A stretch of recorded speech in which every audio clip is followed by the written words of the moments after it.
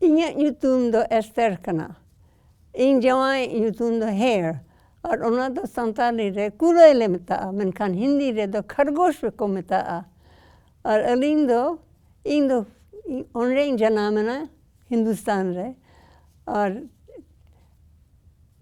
tin re in marangina ato un the Hindustan thing ruorina.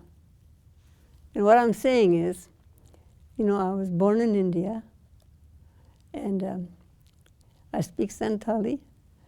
I told my name. I said my name in Santali is Kuloi, and my name in Hindi, my hair name, is Khargosh. And that's about what I said. But it's a language that I know real well. And the funny thing is, there's hardly an Indian in this country that knows it.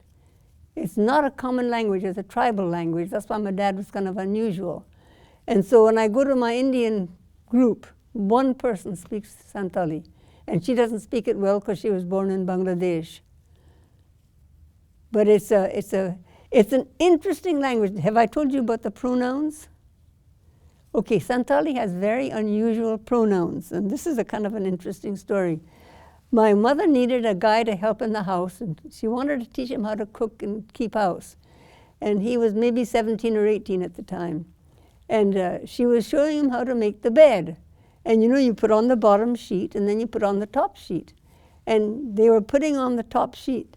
And he started to tuck the top sheet under up top. And my mother said to him in Santali,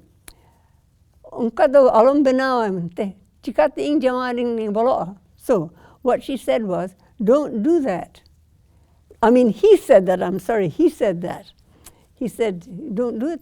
Because when she told him not to, she said, if you do that, how can we get into bed?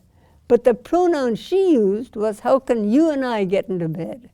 And he said, Mem Sahib, don't say that. He said, in Santali, what you're saying is that you and I, you don't mean that, you mean your husband and you. And so there's for instance, we're talking, and I'll say you and I excluding him, or you and I including him. And they're all inclusive and exclusive, and it's a very tricky language. But my mother learned very quickly. It's you and I exclusive or you and I inclusive. But it's a jerky language. It has lots of, and interestingly enough, the Scandinavians are the ones that translated into English. And so they used our alphabet, but lots of diacritical markings and little commas and dots and stuff.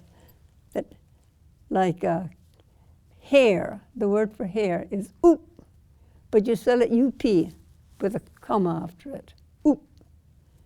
And a camel is oot. So there's lots of, and ing is me, but there's a little line on top of the N so you can read it. So I learned that when I was a baby. I just learned that like that. Then I learned Hindi. Then I learned Urdu. Then I learned Quran. And when I came to college, guess what they said to me? You don't have any language, so you have to take French. I never could understand that. I had Urdu, by the way, by that time. No language.